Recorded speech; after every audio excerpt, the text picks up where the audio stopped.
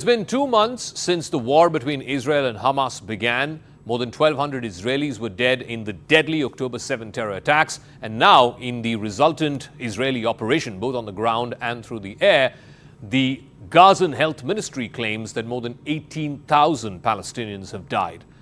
What is the forward movement in this war? When is it likely to end? And what is Israel's endgame here? Will it be able to defeat Hamas, which is the stated objective?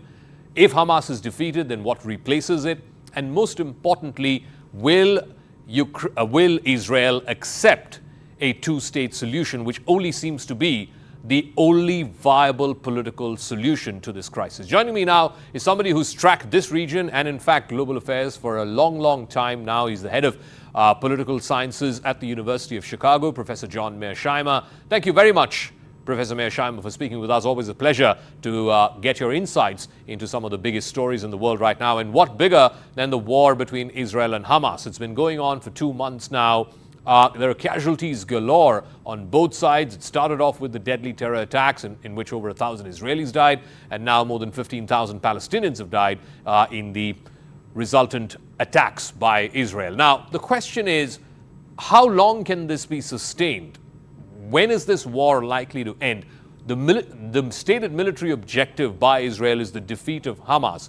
Is that achievable? And if it is, then what comes in its place? Because something has got to take the place of Hamas. It cannot be a vacuum. Well, it's very difficult to say how long the war will continue. When you watch all the horrors in Gaza, you say to yourself, this can't go on much longer. And hopefully that's true, but one cannot say for sure when it will end. The Israelis believe that they can punish the Palestinian population to a point where they will no longer resist the Israeli occupation. And at the same time, the Israelis are convinced that they can defeat Hamas on the ground. They can eliminate Hamas as a threat. I do not think this is possible. I do not think they can defeat Hamas. And even if I'm wrong and Hamas is defeated, another resistance group will pop up to replace it. And furthermore, the Palestinians are not going to submit to an occupation over time. It's just not going to work. There has to be some political solution. There's no military solution to this conflict.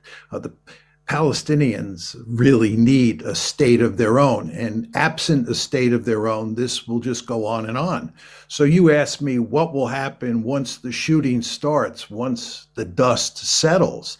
And the answer is that there will be no Palestinian state. The Israelis will not let that happen. And the end result is this conflict will go on and on for the foreseeable future.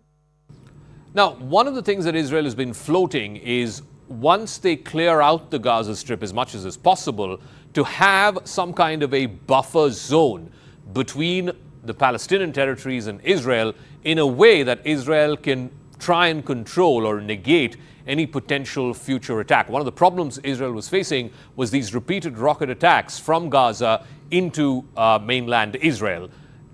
Is it even conceivable that they will be able to create some kind of a buffer zone between Gaza and Israel?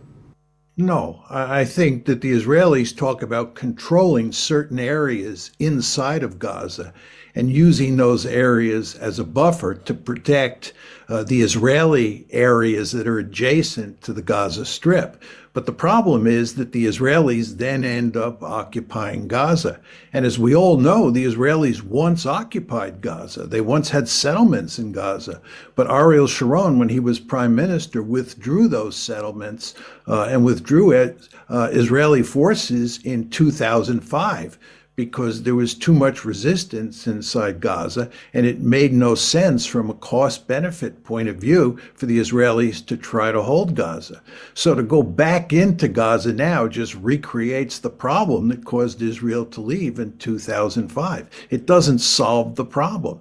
Again, this problem is not going to be solved until there's a political solution that satisfies the Palestinians. The Israelis are bent on creating a greater Israel. The the Israeli government and the Israeli elites more generally want a greater Israel that includes the West Bank and Gaza Strip. But the problem that the Israelis face is that there are as many Palestinians inside of greater Israel as there are Jews. And when you have a situation like that, the Israelis have no choice but to suppress the Palestinians. And again, the Palestinians will not accept this and they will resist. So why then, Professor, is the United States and the Biden administration seemingly giving a kind of blank check, if you will, to Israel, despite the fact, and this just last week at the UN Security Council, the United States was the only country that vetoed the proposal for an immediate ceasefire. Even in the General Assembly, when the vote is happening tonight, a majority of the countries of the world, over 100 of them, are asking for an immediate ceasefire. America seems to be this lone ranger amongst the big powers in the world that is completely and almost unequivocally supporting Israel. Why is that? Well, the fact is that the United States is joined at the hip with Israel. These two countries have a remarkably close relationship. It's unprecedented in history. And the question is, why is that the case? And the answer is very simple.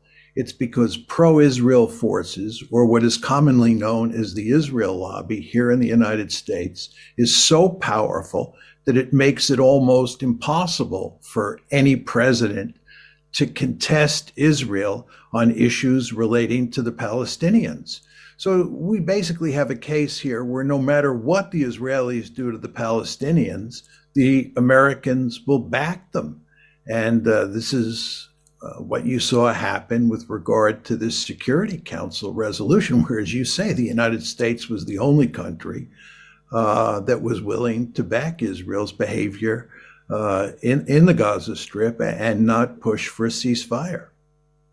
So has it also got to do with domestic politics, and particularly when a Democrat is in the White House?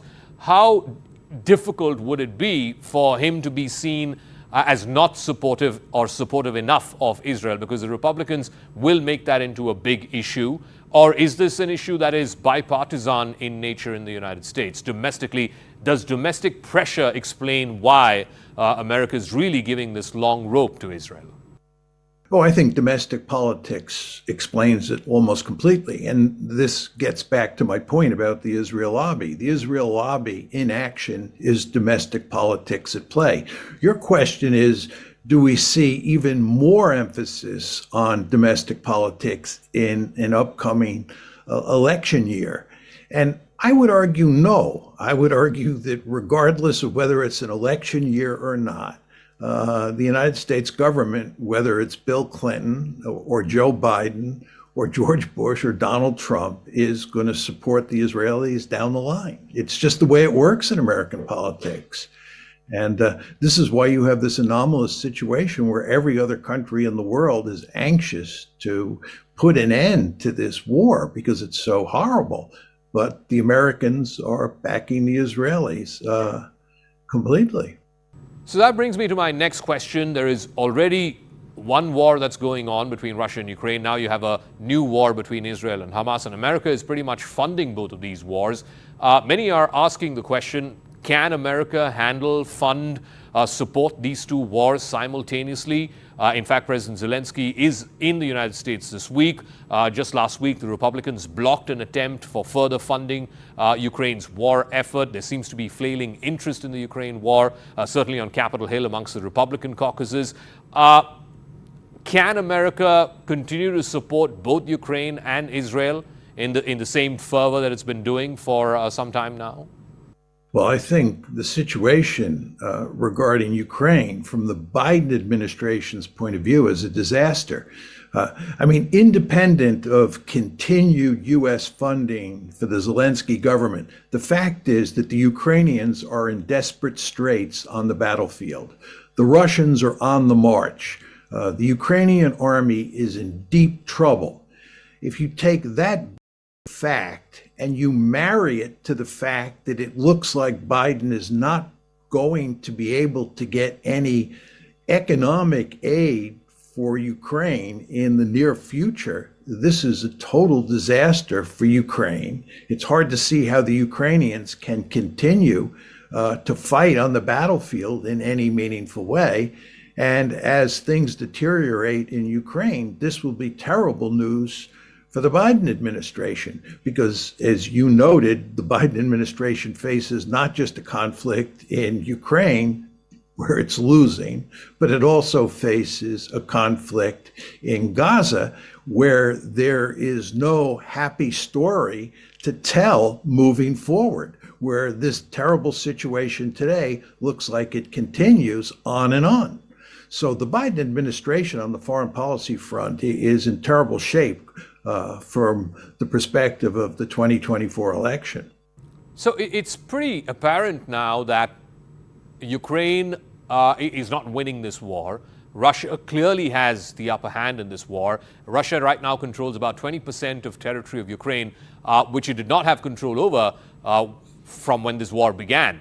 But now it is in control of. So the only realistic solution, and if there is, flailing interest in supporting the Ukrainian war effort in America by the biggest benefactor of Ukraine, then do you see the only realistic solution or realistic possibility for the end of this war for Ukraine to accept that its borders have changed, the 20% of territory it lost to Russia, it is perhaps lost for good, and that Ukraine gives some kind of a commitment that it's not going to join NATO explicitly?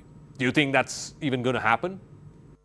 Well, I think if Ukraine wants to end this war now, they have to accept the fact that Russia will keep the Crimea, and it will also keep the 4 oblasts that it now controls, and this includes the Donbass. At the same time, it's absolutely essential from a Russian perspective that Ukraine abandon its plans to join NATO, and that Ukraine become a genuinely neutral state that has no security ties with the West. The problem here is that it's almost impossible to envision the Ukrainians giving up all that territory, accepting the fact that Russia has annexed Crimea and those 4 oblasts, and that's a fait accompli. And also, it's hard to imagine Ukraine abandoning its plans to join NATO or giving up completely any meaningful security agreements with the West. But if Ukraine doesn't do that, then the Russians will not agree to end this war, because the Russians are on the march militarily, and they will take more territory if they can and do more to wreck Ukraine as a functioning state if they can. So I think there is a solution, which I just described, but from a Ukrainian point of view, that solution is unacceptable. And therefore, I think this war will go on.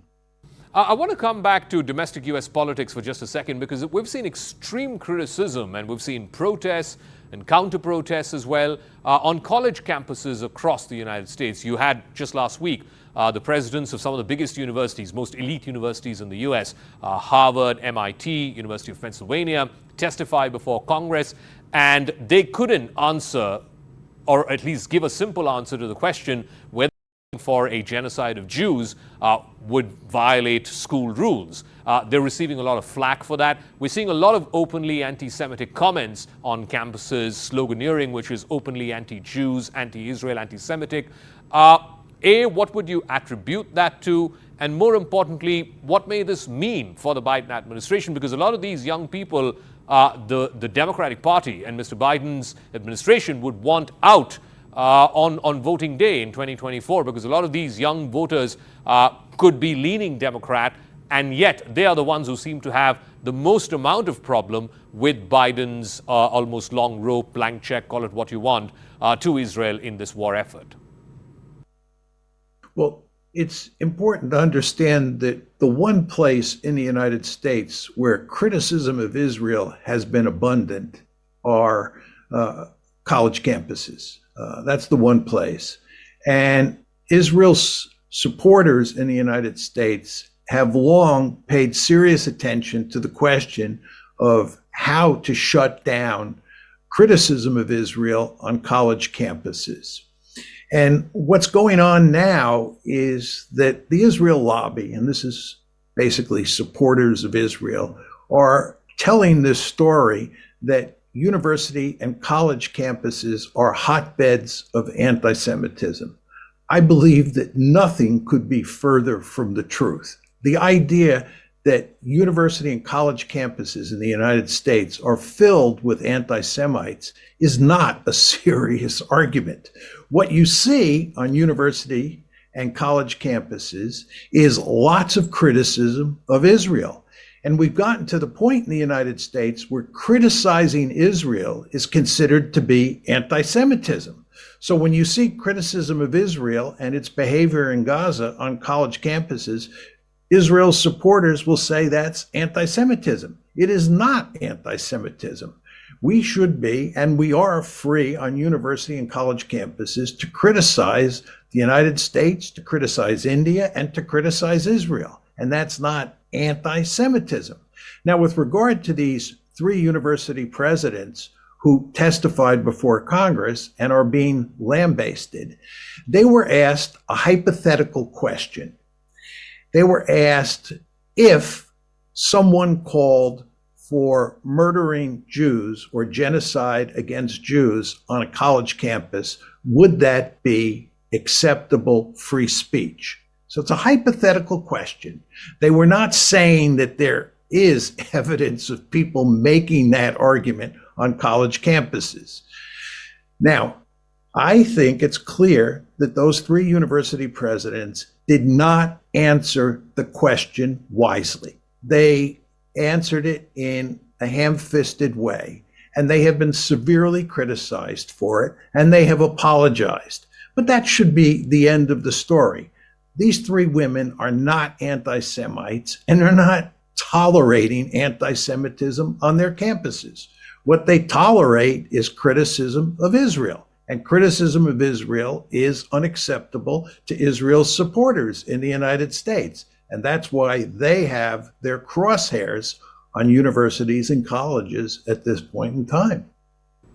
And I do want to get a final word from you on what your thoughts are on India's stand when it comes to both of these wars, the Russia-Ukraine war, where again it took a slightly different position from the United States and other Western countries, and even on the Israel-Hamas war, while the Indian Prime Minister was one of the first world leaders to come out and unequivocally condemn the terrorist actions of Hamas. At the same time, India is also stuck to its long-stated position of a two-state solution. So I'm curious to know your thoughts on how India has managed to sort of balance its position on both of these wars, Russia-Ukraine and Israel-Hamas. Well, I think with regard to Ukraine, as I've said before on your show, I think the Indians are on the right side. I think they're behaving smartly. I think the Indians have understood from the beginning that it was foolish for Ukraine to get into a war with Russia. So I don't have much disagreement at all with India on the question of Ukraine. Gaza is a different matter. I think the fact is that the Modi government admires the Netanyahu government very much, and the Modi government has made it clear that it supports Israel in its war in Gaza. That's not to say that India doesn't want a ceasefire now, but by and large, the Indians have been supporting the Israelis, and that is in large part because Netanyahu and Modi have a great deal in common in terms of how they think about dealing with their body politics. All right, Professor John Mearsheimer, it's always a pleasure speaking with you, sir.